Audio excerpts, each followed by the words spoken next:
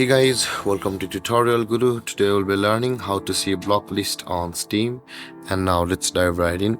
Now to view the block list on your Steam account, first open up your Steam app and log into your account, as I have already logged into my account over here.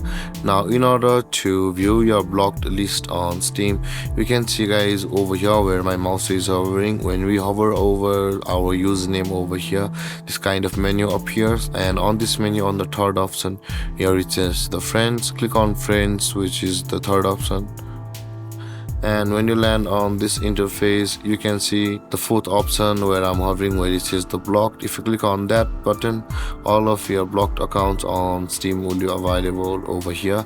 Currently I have not blocked anybody on Steam, so that's why it's empty, but in your case if you have blocked anybody, they will be over here.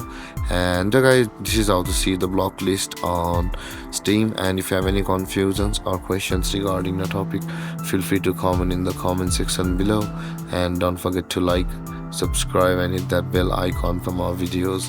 Thank you for watching guys. Peace.